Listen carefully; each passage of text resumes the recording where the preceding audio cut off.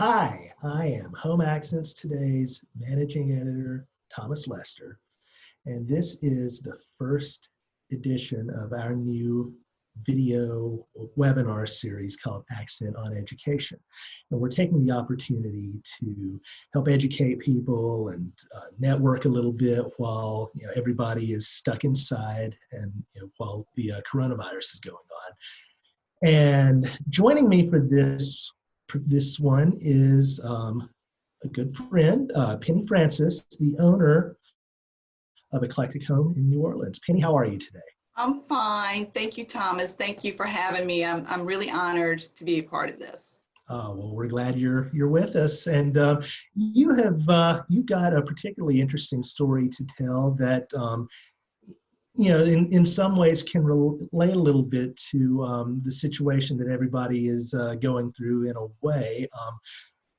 For those who don't know, Penny's store is in New Orleans, and in 2005, when Hurricane Katrina hit, your store was what, about 5 years old then? Yep, 5 years. 5 years, yes. And so, what happened, during that time? Yeah, I was celebrating my 5th year.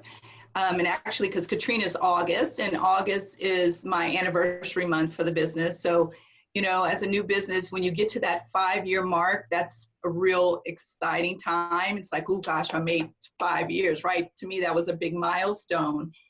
And of course, just as we were getting ready to go into the next month, hurricane season, we're knee deep into the hurricane season, and here comes Katrina. And me, like so many others, sort of waited until the last minute. We weren't quite sure how big or bad this was going to be, because we were all so used to evacuating and coming right back, right? So that's your norm of when you're living in the South and you're in the areas where hurricanes come through on the coast. So it was something that we were used to doing, just picking up and leaving. But the day before, when the forecast had come out that we were probably going to be a direct hit, it was real madness of trying to, okay, let me pack a bag, let me take the essentials and get my family together, my pets, and go west. And we did, but before we did, for the business, I went in and I videotaped everything.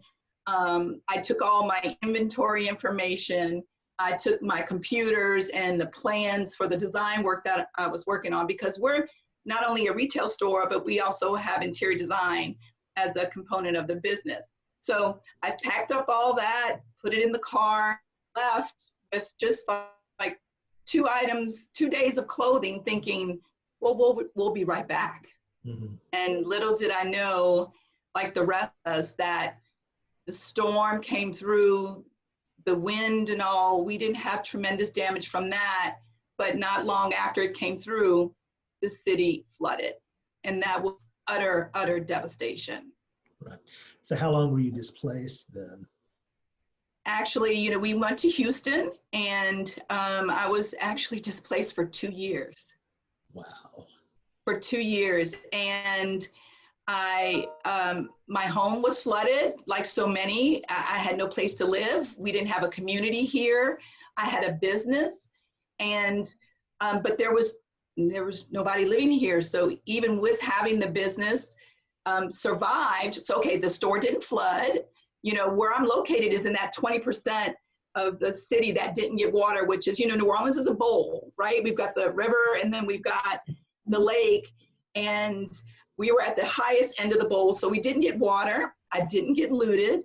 So my inventory was intact. The store survived. However, we lost all of our employees. Everybody was displaced around the country. So we had to, first and foremost, our first priority was living, right? Mm-hmm. Having our home, where we're going to live, and getting through that. So that was the first priority. Right. Okay. Well, while, you were away, you had, you were fortunate in that, none of your inventory was damaged. You didn't get looted. So, how did you sustain business then while you were in Houston? Yeah, when you're displaced, there's we had all this time, right, trying to navigate through the madness of insurance and claims and putting your home back together, while at the same time, you still need to provide for yourself because, FEMA can only do so much. Those processes were never fast. So, a lot of people were living, paycheck to paycheck. But, we had savings that we had to live and rely on while we didn't have any business that we were able to generate. So what I did was, I was fortunate at the time to have a project on the West Coast. And so I was able to do some design work that kind of kept the income coming in for a little while. But the retail side of things was really up in the air, Thomas, because I really didn't know when I could get back, when I even had a community to sell to. And mind you, you got to remember, 2005, there wasn't really very little online shopping, right? Mm-hmm. Brick and mortar was really it. Social media was not as big as it is now. We were just learning how to text, and maybe start using Facebook. But it was a different time for sure, and one that was really stressful. But I learned a tremendous amount because of it. Well, speaking of communicating, how did you get the message across, to your customers? And maybe, at that time, you were renting your space, weren't you? Yeah, So, I was. during that Yeah. time, how did you communicate with your landlord, your customers, any other, people in the community? Yeah, so basically really email main form of communication. And mind you, we didn't know where anybody was. Everybody was everybody was in the same position. So we weren't quite sure. So emailing, phone calls to where I was, that the business survived. My plan was to come back and that I was here for them. I was hopeful that the city being resilient, we would bounce back and that we would bounce back better. So the communication was really through email and phone calls because I couldn't send letters. And I love writing notes and writing letters the old-fashioned way. But that wasn't possible because we didn't have anyone's addresses anymore. And if you sent things to their home, a lot of the homes were, like I said, 80% of the city was underwater. So a lot of our work that we were working on was completely destroyed or partially destroyed. But so those handful of design projects on the West Coast and in areas that weren't flooded, that's really what kept the business afloat then while you were rebuilding. Yeah, it did. It kept it afloat. There was inventory that I had on order when Katrina happened, and I was able to call those vendors and have them hold off, because even if I was able to receive, the receivers here couldn't receive. The city was on a complete shutdown, similar to how things are not, things moving, business stopped, commerce stopped. And so I was able to communicate with vendors and say, hey, listen, I don't have a receiver. I'm still good for it. Can you help me out? And they were gracious in order to do that. They also forgave or gave me extra time. If it was a net 30 account, they offered me extended terms to 60 days. And when I got to the 60 days, and if I still was having trouble, to let them know. So there were some really, really helpful vendors out there. Okay. Well, when the time came to get back to New Orleans and get the business back up and running, what steps did you feel like you needed to take to make that happen? Yeah, so it was a scary time, and it was tough because I didn't know what to expect, right? Because I didn't have a base. And as I was trying to rebuild my own home and get my family back, what I decided to do was slowly start to open up the store every other weekend. So my husband and I were spending time going back and forth. We were like ships sailing in the night. Like he would come one week and leave, and then I'd come another week and leave. But during those times, I would stay in a hotel, because there are a few hotels were coming up, and then I'd spend the weekend at the store. And I would put a sign out, and I was trying to communicate via email, and I was calling people to let them know if they were in town that I was there, but on a limited basis. And that was, you know, if they needed anything from me, that I was there. Because I knew that, listen, there was so much work to be done because there was so much devastation. But could I survive in order to have that opportunity to work on those projects was not certain, right? Because I still had rent. My landlord did not give me any grace on the rent. I still had to pay it because they still had a mortgage. They still had taxes. You know, I still had a mortgage. I still had taxes, right?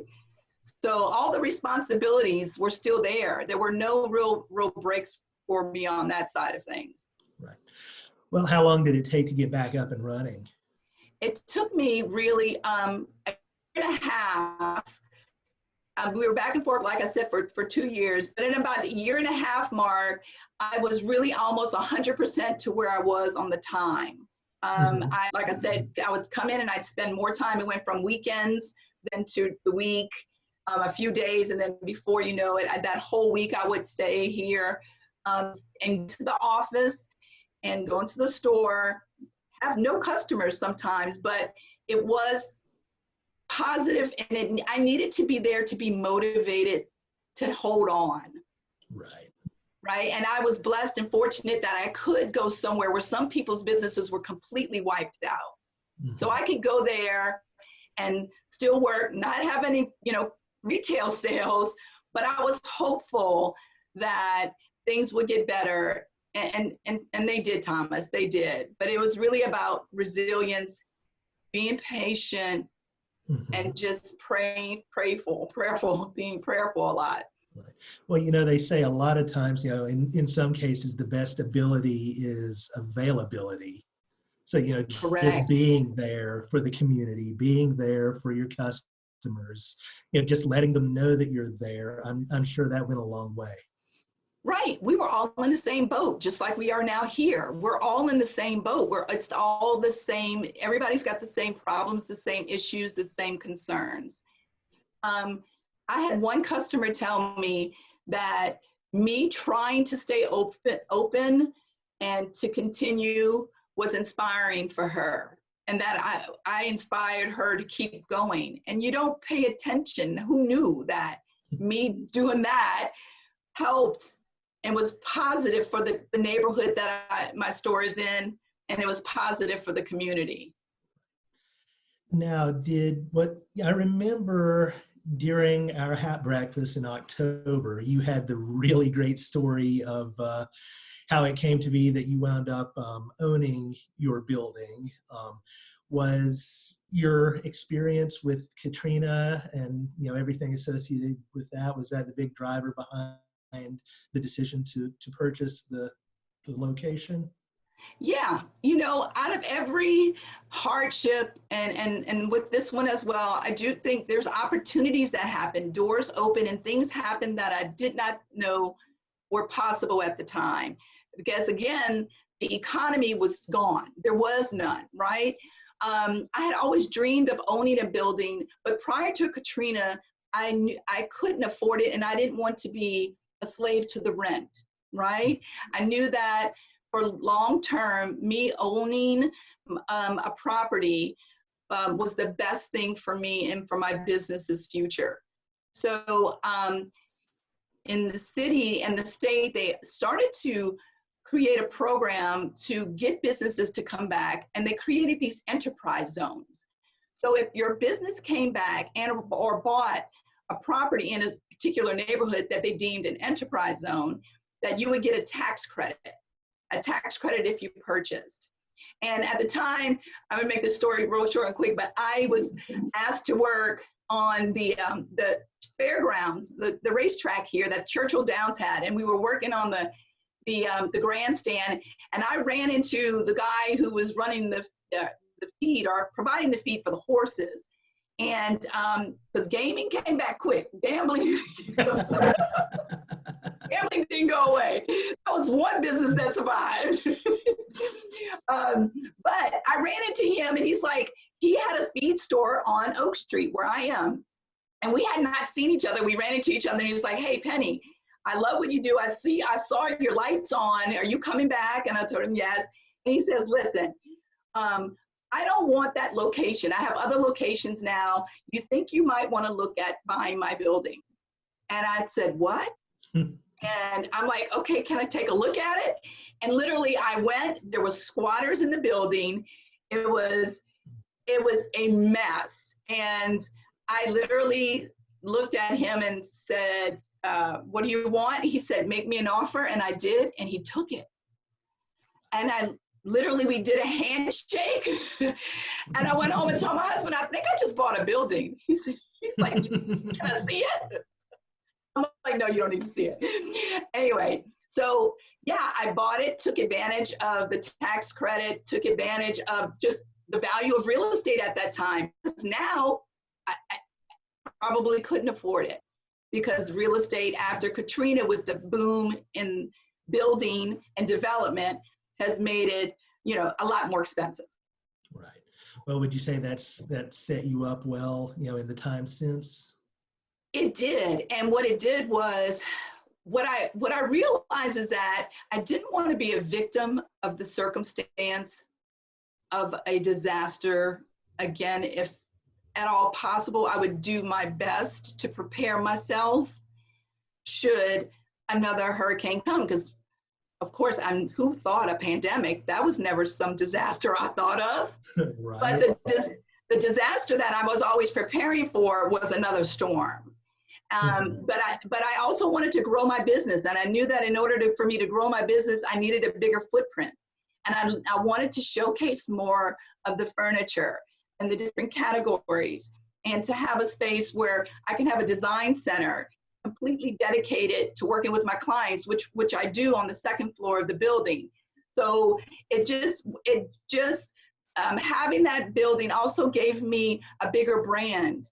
It gave me a bigger presence, and we became a destination store, because the Oak Street's it's a historic main street. It's only like 8 blocks, but was fortunate that we became a bigger presence in the city and more well-known. All right. Well, what other lessons from that experience have you taken and applied? Oh my goodness, plenty. One of the things is preparation for downtime and having a savings, having 6 months. My goal was to always have 6 to 12 months of my mortgage, my utilities, to have a nest egg in the event I have to close for an extended period of time. Now, mind you, you can get business interruption insurance, but a lot of that, what I learned was I had it. And to get it, oh my goodness, just navigating through the paperwork and the stress of insurance, not only insurance claims for your business, but for your home, it was just a lot at one time. So what I realized is that yes, you have to have insurance, but you can't rely on that alone and wait for it, because you may not survive. So having the nest egg in order for me to pay the utilities, pay the mortgage, so I don't lose it while I'm waiting, was important. Okay. Well, let's shift gears a little bit and talk a bit about how things are now. I guess the store, are you closed at the moment? Yeah, so the stay order was on March 16th, and so we've been closed since then, and my entire team, I have a team of 4, and we are all working remotely from home. We're working on our design projects, and we're continuing to be hopeful that there will be an end to this soon. So I guess much like before, is it the design work that's kind of sustaining things at the moment?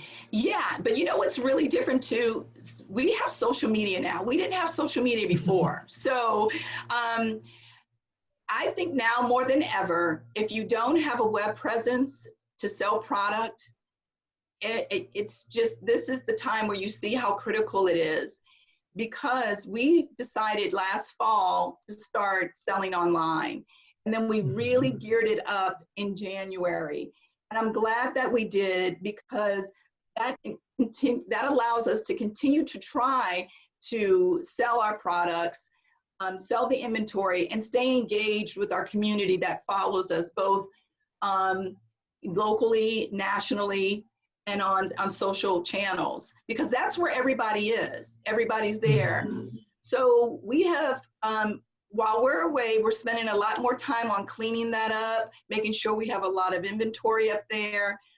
We're having certain sales and promotions on the online shopping, as well as we just started a Cherish store. You can find our vintage, because we have a lot of vintage and one-of-a-kind pieces that we now have on Cherish. And so Cherish is a to-the-trade, great website, and not to the trade as well, but it's always been a trade resource. And so that is another way for us to get product out. So we're about trying to be really creative in how we can stay in the minds of people online. Well, how have the conversations been, with some of the, the stakeholders in the community? I guess with the nest egg, you may not have had to have a talk yet with the bank about the mortgage, or have you? I have, and I had that conversation on real early. My advice is to talk to everyone that you can. I did talk to my bank and asked if I can defer mortgage payments. They said yes for 60 days, and we'll just tack it on at the end. I even talked to my workman's compensation insurance company, because I have workman's comp in Louisiana, it's required. And even though we're working remotely, I still have to pay it because they're still employed. I have not laid anybody off yet. And so, but what they did was they said, okay, Penny, we won't cancel you. We'll pause it. So if you do wind up laying off and then you rehire, you don't have to reapply, and your workman's comp will be reinstated. Okay. So we talked to them. I talked to the utility company about the electric bill, which is really a big expense. And they're working with us as well. So even though, yes, we have some provisions, things can run out. Who knows? Because there's no end in sight on this. Right. The difference with Katrina, there was a beginning, the middle, and then you assessed and you rebuilt and you sort of, got through it. The storm was a day. This storm doesn't seem to really have a clear end. Right. Yeah, we still don't know where we are in the process. So. We don't. And for me as a business owner, all I can do is continue to do what I do and be creative and innovative, and really try to continue to stay positive and hopeful that the end is near. But at the same time, being realistic that I don't know what retail is going to look after this. Right. Yeah, right? I don't think any of us do. No, none of us have the answers. I can only just take one day at a time, and just go through it, because that every day the news changes, right? But I've communicated our design clients, and that work continues. But I even communicated with just all of our community, checking on them first and foremost, making sure that they're doing well and they're safe. And that's what we're concerned about. And we're here for them should they need anything. We've done that via email. We use a constant contact, or like a MailChimp or service.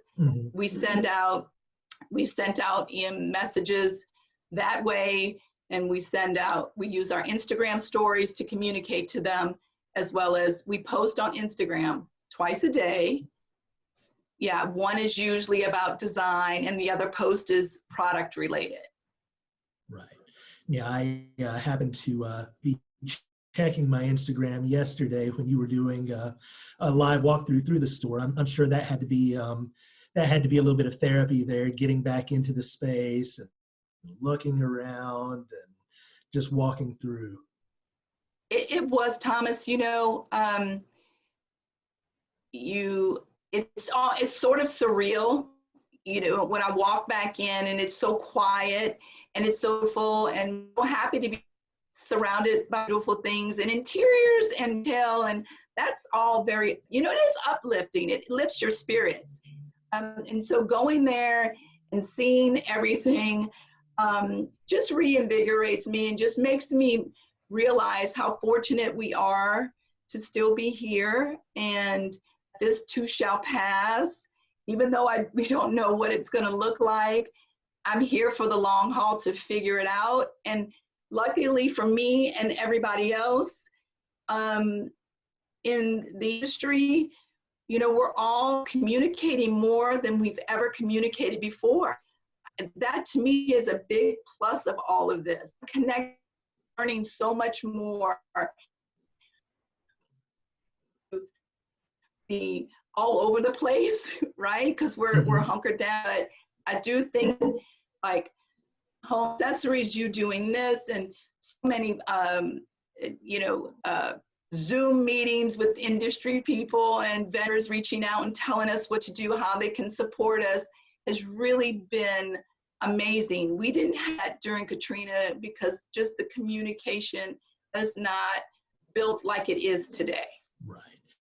And this industry, it is one big small community, for lack of a better term. So we celebrate each other's wins. We come together when it's called for.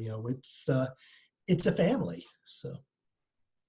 And I'm honored to share anything that I can do to help another small business person, because the first time with Katrina, I didn't know who to talk to.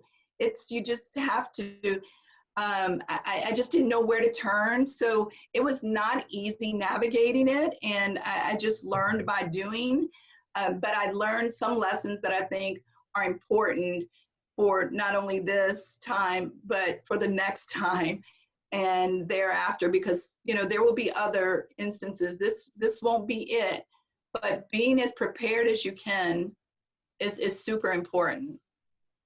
Right. Well, let's talk about the CARES Act a bit. I'm sure as a small business owner, you've examined that. You've talked to accountants, attorneys. What sort of feedback are you getting, and what are your thoughts on it? In terms of how it applies to you.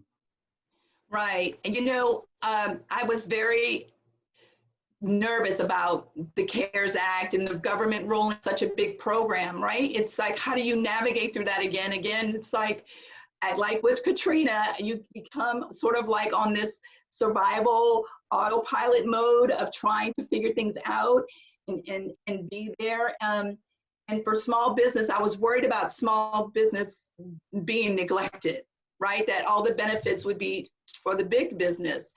And, was it almost 50% of everybody employed in the United States is a small business. So yes, so I went early on into the SBA site, even before the CARES Act was approved, to look at some of what SBA had offered. I had never taken advantage of an SBA loan before, but I was trying to learn a little bit about what they had to offer, and if I needed to go that route for assistance, how, what did I need to do to prepare for it? I immediately called my banker and I said, okay, listen, are you going to be an institution that does this CARES Act for the payroll protection plan? And that plan is for you to retain your employees, which that's what my goal was to do, is to retain as long as I could. And he said, yes. I said, put me on the top of your list. I need to know as soon as you have the approved form. And he told me, he said, Penny, here's my advice. He said, waiting, because the banks don't know all the regulations yet either. We don't know exactly how we're supposed to do this, and we're waiting for the final form. He says, but while you're waiting, he did all of your documents together. And he sent me a list. And I shared with you some of the frequently asked questions and all. But the things that he said was, you need your payroll from 2019, you need your income statement and your balance sheet, have that ready. If you can get your first quarter, which just ended, for payroll, he said, do as much as you can. So when the form comes out, you're not wasting time shuffling paper, trying to figure things out. And I was ready. And for me, I don't process payroll anymore. Again, another Katrina lesson. I was trying to do everything as a small business owner during Katrina, because I didn't think I could afford the professionals. And so I was learning. It's good for you to understand the process of business, right? But I'm a creative person. My value is generating revenue, right? Mm-hmm. My value is not payroll, right? My value is not bookkeeping. So again, need to understand it. But I realized I was doing all of that during Katrina, and I realized I have to have professionals that do it for me. So my payroll is processed by a company that has all of my documents online. So literally, I didn't have to run to the store. I just went online, got all my documents. Everything was there. Everything was there online with my bank. I was able to generate the information that I needed in order to get at the top of the list when the applications finally came out. And so I was able to take advantage of that. Okay. Well, let's look ahead a little bit. However far that is, I really don't know at this point. But when we approach the time that stores can reopen, what's the sequencing strategy going to be for you? When you get the clear to get back into the store and resume business. Yeah, we've been talking about that. My team and I, we've been saying, okay, so does that mean, we're open where there's a limited number of people in the store at one time? Or do we drive it where it's more just by appointment only? Do we just stick with the curbside delivery, hand delivery, after the purchase has been made online? Do we direct them to online? We're trying to navigate that. I don't have the answer, Thomas. I really don't know how I'm going to do it. I do know that the store entices all of the senses. It sounds good when you walk in. It looks good. It smells good, right? You've got friendly, warm people there when you come through. It's awe-inspiring, even if you're not buying anything, just to get out. We have people that will come through and said, I just needed to have sort of this break from my monotony and just come and see something nice. I'm hoping that continues. But at what scale, I don't know. I don't know. I'm trying to figure that out. Yeah. Do you feel that this is going to change the way that that consumers interact at the retail level? Absolutely. I think I had read earlier this year something about, fashion has 40% of the sales done online. Homes and home accessories and furniture is 15%. I think that number is going to shoot up a lot because of this condition and the fear that our consumers have. I think that that it's going to be important for us to make sure that we continue to have that online presence, and in order to boost the sales, because that's really where the market is. People are spending more time home than they ever spent. So the optimistic Penny says that's going to be that's going to be a boost in people wanting to redo something in their home, right? They're staying a lot more. They might want to have things change. So there's a lot of this pent up desire for change that I think we might have a little bit of a tsunami in the industry of that. That's the focal part. I'm tired of this sofa. I'm tired of this table or this decor. Let's go shopping. Let's change it out. I'm sick of looking at the same stuff for weeks and months on end. So right. And an example of the home office. Okay, so I'm in my home office. I'm never in my home office, right? It's the most time I've spent in my home office in a long time, and I want to change things already. But yeah, I think, you know, the home office is going to be important. I think a lot more people are going to be working from home.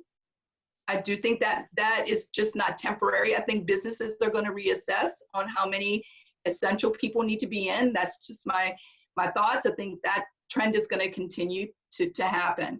Yeah, so them spending the amount of time that they spend at home, and also understanding the value of home, because we have been so consumed with everything, right?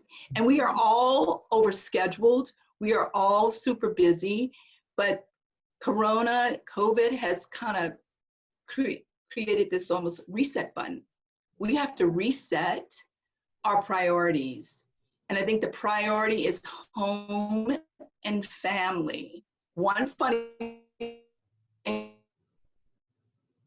is going to happen, because now everybody was downsizing.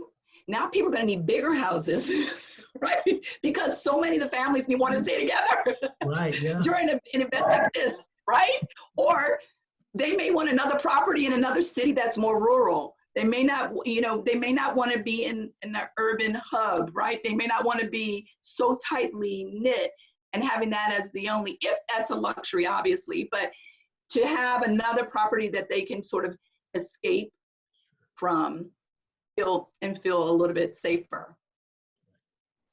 All right. Well, Penny, I think that might be a good jumping off point. I'd like to thank you for your time. This has really been a great conversation. I felt it's really been enlightening to get your point of view, your perspective, and hopefully, you know, the people that have been tuning in and watching this, there's something that they can take from it as well. Yeah, I hope so. And there's one other thing for small businesses that I'd like to just add, if I can, is that there is there's an employee tax retention tax credit that is available to employers who continue to employ. You'll get a tax credit. There's a form, IRS form 7200 is the form. You want to get with whomever is doing your payroll and submit that form so you can get the credit for taxes that you're paying on the federal level for your employees. The other thing you might want to look into is that, you know, Louisiana is doing this. I know other states are doing this. There's economic departments within the state that they're having their own resources and funding for small businesses. I would look into those as well.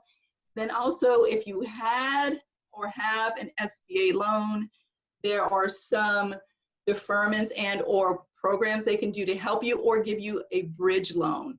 So do your homework, ask a lot of questions, ask your CPA, ask your banker. That's what they're there for. Just do as much as you can. And I hope that I've helped a little bit. Perfect. All right. Well, thank you so much.